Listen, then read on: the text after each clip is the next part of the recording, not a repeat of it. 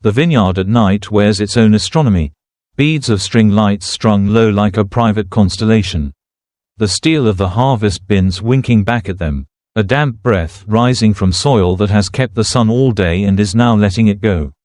The air holds a weight of fruit, the green of stems, the blue-black of skins beginning to surrender, and a ghost of oak drifting up from the barrel hall. I can feel the sweetness on my tongue without opening my mouth. Bianca moves like someone whose years here have taught her the difference between ritual and superstition. She carries a refractometer the way a captain carries a watch's glass, spinning a grape between forefinger and thumb before clipping it with the little snap that writes tonight's grammar, tach. The clean syllable of readiness. She tips the juice to the lens, squints, and says a number that means something to the tanks waiting in the dark. We harvest because the fruit is ready, she says, not because the calendar says so. Noah treats the night like a party she threw just to see who'd show. She has her hair tied back and an expression that presumes a good time until proven otherwise. She leans her hip to the harvest bin, scissors hanging from one finger, and eyes me with friendly provocation. "You're quiet," she announces. "That can be dangerous. Quiet people notice things the loud ones don't." Talia hands me a pair of gloves as if she's handing me away to be careful, cotton under nitrile. The softness first, the barrier second. "Put him on," she says, almost apologetic. "The juice will sting after a while." Her tone is precise as a label on a bottle, no show, just accuracy. When our fingers brush, it's because she's aligning the seam on the glove, not because she needs to touch me. The care lands all the same. We fall into the economy of a crew. I learn the cadence of cutting clusters without bruising them, the right angle for the wrist, how to read the weight in the hand. Noah calls out little jokes that make the rows shorter. Talia's laughter is small and stowed. But when it arrives for real. Bianca's flashlight makes a moon on the ground as she checks for missed fruit. Not because she doubts us, but because the vines deserve that much attention. Somewhere beyond the slope, the river throws its cold through the leaves and whispers its own opinion about timing. "Good shoulder," Noah says to me once. A compliment disguised as critique. "You keep the bin close. That's how you know not to dump your back into the soil. Save it for later." "Later?" I ask. "We still have pressing," she grins, "and pouring, and a long night." "Don't worry. I'm very responsible when I'm irresponsible." Bianca's light finds the glove on my hand and rests there a moment. She registers the glove as a sentence. Someone gave it. Someone accepted. Then she's back to the refractometer and its clean little world of numbers that can't be argued with. We take a break not because anyone wants one but because the bins are full. The air near the crush pad is cooler, drawn down from the hill where the oaks keep one another's secrets. We drink water. We breathe. The stars try to look unimpressed and fail. Talia stands beside me, close enough that we can hear each other without making a show of it. "You're measuring," she says, a suggestion more than a statement. Trying not to overcorrect, I answer. "First nights beg for theatrics. I like first nights that don't apologize to the second," she says, and the sentence fits her, unadorned. Sufficient. Bianca leads us into the cellar. And the night goes from soft to exact. Cold lives here, not because it wants to, but because it has a job. The tanks wait like quiet instruments. The barrels lean together in orderly rows, staves breathing out the soft cinnamon of toasted oak. Stainless steel holds a likeness of our faces and refuses to make it pretty. The pump in the far room purrs an evenly distributed patience. Fermentation is logistics and feeling. Bianca says, hand on a clamp, checking it the way a musician checks an older piano. Heat matters. Oxygen matters. Seal when you must. Let in air when you must. You are not the yeast, but you get to decide if it has a chance. She speaks like this and doesn't wink. She is rarely witty by accident. The metaphor is there for anyone who can bear to live with one. Noah clinks a spigot against a glass in a sound that would be tragic if the glass broke and is lovely because it doesn't. Lesson noted, she says. Heat and discipline. Like every good verse, she pours, swirls, and blows across the top not to cool it but to watch the surface shiver. We set up at the press. The fruit goes in and becomes itself by getting less seeds, skins, stems, the architecture of expression, surrender to pressure. I crank, because muscle believes in being helpful. Noah supervises with a hand on my shoulder that moves away half a second later than it needed to. Talia stands with a towel, not hovering, ready for what drips beyond intention. When the first run of juice arcs into the catch basin, we all watch even though we've all seen it. The first of anything knows more than the second about what it is. Talia steps in with a rag and my hand is suddenly her concern. "Let me," she says, and the word isn't an invitation to helplessness, it's an offer to be unmessy with one another.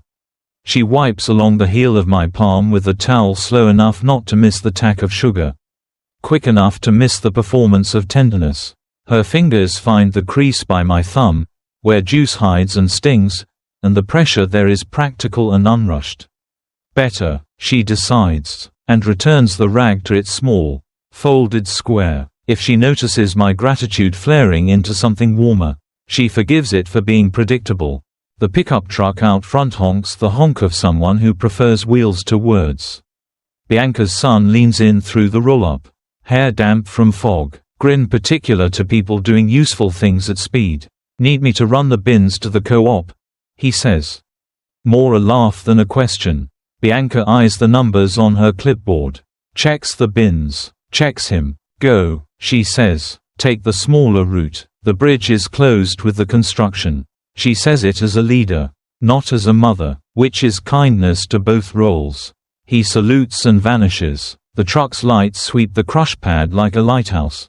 And when they are gone, the dark comes in a notch.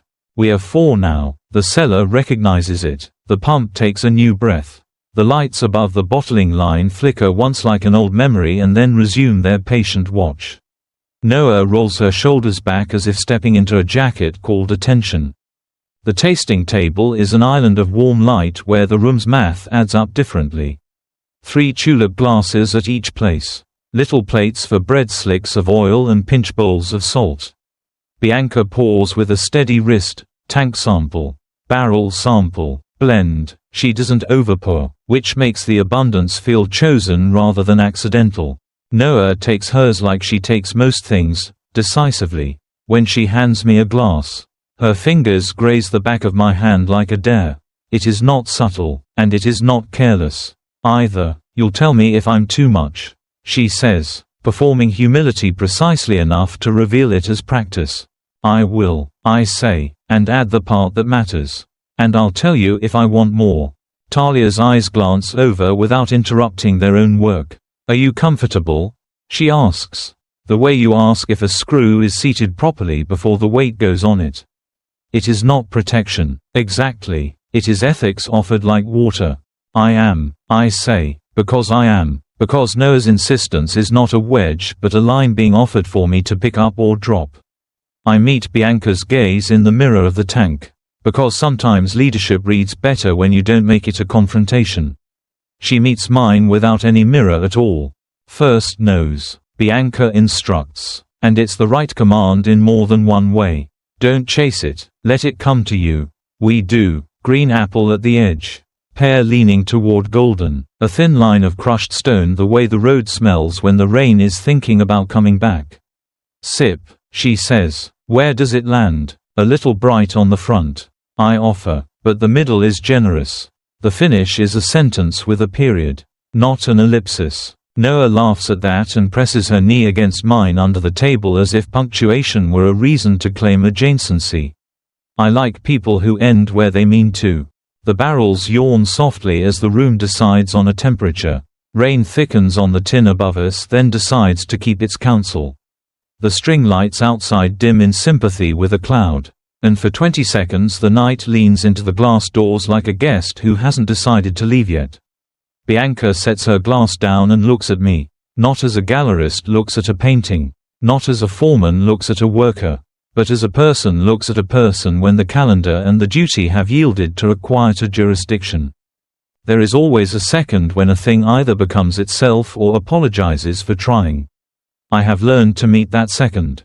Before we decide anything, I say, and the we is not coy. I need to draw the lines that make a decision worth making. Noah's mouth tucks into something like respect. Talia is still, quiet the way electricity is quiet when it's traveling correctly. Bianca's chin tilts the smallest degree, not challenge. Permission for me to speak. It can't break what you three are to one another. I say, it can't leak into the work. It can't become a rumor that eats its own tail. It can't make choices for anyone on anyone else's behalf. And it stops the second anyone says stop. No explanation required. No is a full answer. Yes, Talia says, the way you say yes to the right wrench. Noah's knee moves away, not in retreat, in affirmation. I heard you. I want to, she adds, voice lower than her public register. And I'm comfortable. She looks at Bianca as if confirming the hierarchy of the room. Bianca does not flinch from carrying it. Wine is good, Bianca says, and for a second the sentence is wrong until she finishes it. Because it knows when to stop, and when to start with the right person. She reaches for the curtain over the little cellar window, not because anyone outside is looking, but because the room deserves to decide its own weather. The cloth slides across the rod with a sigh that has learned to mean more than one thing. She returns to the table and doesn't sit at the head of it. She sits in the space that makes it a geometry rather than a ladder. If anyone is unsure, say it now. If not, let's not pretend. I say the line I have learned how to say like a real thing and not like a motto. Boundaries keep us safe. They don't forbid affection. It lands in the room and doesn't bounce. What follows doesn't need adjectives. There is the accurate sound of glass being set down and not knocked over, of chairs adjusting and deciding to be irrelevant, of rain stepping farther away as if to keep our privacy like a decent neighbor. There is the scent of fruit and a thread of oak and the faint mineral of the cellar floor, which will appear on boots tomorrow and none of us will pretend not to notice it on one another's steps. There is the humility of people who mean not to be careless. There is the kind of consent you can bring into the morning without negotiating against it. And then there is the morning. It builds itself out of coffee and toast because day has a way of making its own proof. I wake in a room I do not own, under a wool blanket that smells like the patience of a dryer line, with the sound of the kettle being convinced by the gas to become constructive. When I stand, my hands remember gravity in a polite, professional way, as if last night had offered him a seminar in precision. The kitchen is warm with an ambition toward competence. Bianca is not dressed for hospitality but for work, the cardigan that can be forgiven for catching on a crate. The braid that will not apologize for falling out of its tie later. Talia is buttering toast with the intentionality of a person who can tell temperature by looking. Noah is at the stove flipping a pan of bread into crisp, laughing at the sound of it as if it were an old friend who insists on greeting by shouting your name. Eat, Bianca says, and it's both an instruction and a benediction. The jam is dark and smarting. Grape reduced to its thesis. Talia slides the jar to me, but not before she wipes the rim. She is the sort of person who spares the next hand the stickiness the last one created. Noah shakes the pan and an extra slice skids onto my plate like a dare-made edible. We don't talk about night until Bianca insists the room will be postured better if we do. We should say what we mean to keep. She says. There is no flourish attached. She sets down her mug and the sound it makes on the table is not a gavel. Just a syllable. Discretion. Talia says immediately, because we choose to be careful. Not because we're ashamed. She looks at me in a way that tests if I understand that distinction. I do. No decisions while drunk, Noah adds. And her grin is not a contradiction of the rule. It's part of it. Wine is for tasting. Decisions are for sober people. She points at the pour-over cone like a witness. We schedule only when all four of us want it and can carry it. I offer. A single no is no. Anyone can stop at any time. And that is a boundary, not a failing. Bianca completes the list because the room would list without her last line. We use one thread to communicate. No parallel narratives. If something changes, we tell each other before we let a fiction do the talking. She nods once at her own sentence, not to congratulate it but to put it into service. We agree without drama, which is to say we agree as people who want to keep the thing true. The morning accepts our signatures and moves on. The day asks for labor and the vineyard is generous with tasks. We stack bins in the yard and rinse the night off them. We run a hose down the crush pad and the water carries away skins that look like commas. Little pauses in a poem no longer being written. The pump hums a new key. The barrels settle into a listening that makes the cellar feel like a church in no language I have known and all the ones I have liked. Bianca's son texts, "Traffic was good. Delivery made. Bringing back breakfast." Bianca answers with an emoji she will never admit to liking and a list of small needs, zip ties. A new gasket, eggs if he passes a store that isn't ashamed of its eggs. The return message is a photograph of the dashboard with a bag in the passenger seat.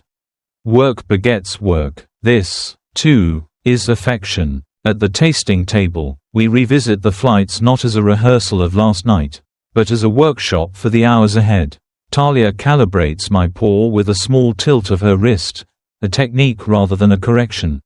Noah leans over the notebook she swears she doesn't keep and writes down a joke for later because she is not careless with laughter. Bianca tastes the blend and does not chase the thought she wants until it comes to her. When it does, she nods and writes a number in the margin that will cost her money and repay in dignity. By late morning, the sun has burned a hole in the cloud and the vines glow with a kind of green that looks newly invented. The string lights, useless against this fresh geometry of light, swing slightly and resign themselves to the evening's job. The dog from the next property trots along the fence line, grave with the responsibilities of uselessness. We break for the bread Noah fried too many pieces of on purpose. Because abundance needs an excuse sometimes. Talia produces a jar of peppers preserved in oil and asks, without asking, that the pepper be permitted to be pepper and not made into something it isn't by fuss. Bianca drinks water and pretends not to notice her son taking the largest slice because watching him eat is part of the day's payment. In the middle of a joke about tourists who think grapes come pre-washed, Noah looks at me with her real face and then looks away so quickly I almost miss it. Later, when we are alone in the corridor of the barrel hall, she touches the stave of a barrel like a person touching a shoulder. "I meant what I said," she murmurs, "about wanting, and the rest. I know," I say, and the knowing is not heavy. "Me too, within the lines, she repeats, like a toast without glass. Talia catches me washing my hands longer than necessary at the outdoor sink by the crush pad. She doesn't tease me, which is a kindness. She passes a clean towel and says, "You missed a spot," because this is the sort of flirtation that keeps the day good, useful. Bianca checks the tanks, checks the pumps, checks the sheet she has on a clipboard only she can interpret. She pauses beside me, and for a second, nothing vows anything. "We did not break anything last night," she says softly, not fishing for reassurance, offering it. "We built the thing we said we would. Good builders," I say, and the phrase makes her smile in a way she hides and then doesn't bother hiding. Afternoon wobbles toward evening the way a drunk pretends not to wobble. We steady it with chores. We sweep the crush pad. We feed the stems to the pile that will become next year's soil. Because nothing really leaves here.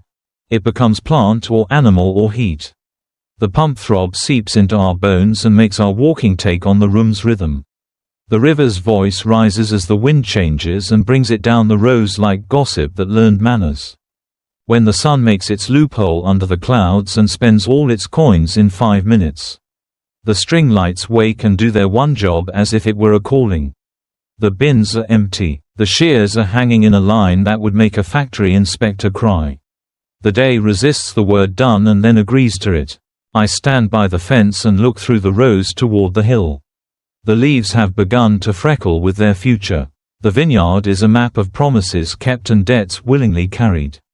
Behind me, the door opens the way a sentence opens when it knows what it wants to say. "We'll schedule," Bianca says, part statement, part question, "when we're all ready and sober." I say, and the sobriety is not just about the mouth. It is about the mind willing to keep promises and the calendar willing to hold them. Good, Talia says, appearing beside her, tucking a curl into place. The gesture so precise it makes me stupid for a second with the elegance of ordinary competence. Noah pushes the door wider with her shoulder, holding a jar of pickles that someone's aunt made.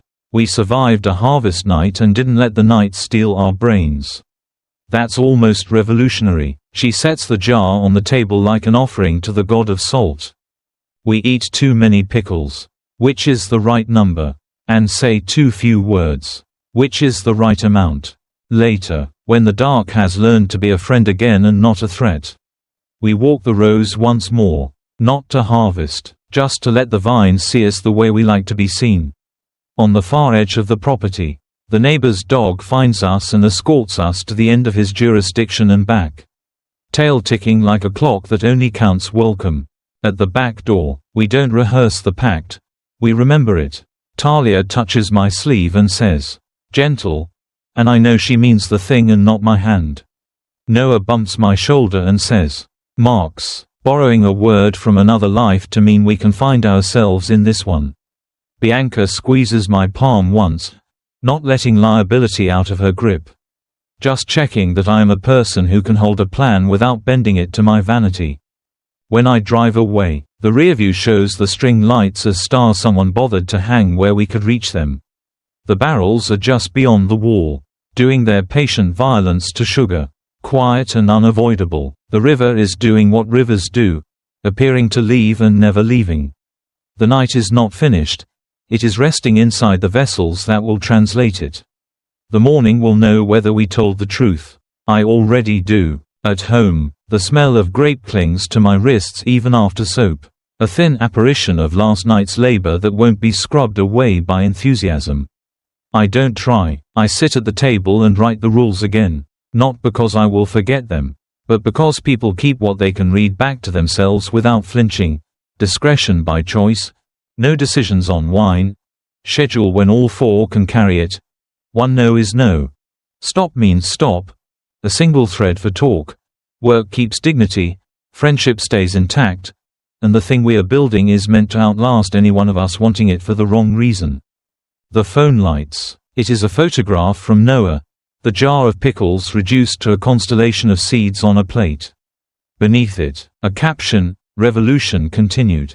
A second message from Talia arrives. "You missed a spot." It is a picture of my wrist. Taken earlier. Clean this time. The towel in the corner of the frame like a signature. Bianca's message is only a number. A temperature setting for the tank we tasted. The proper degree for the patience we owe. I sleep like someone who has done hard work that mattered to someone besides himself.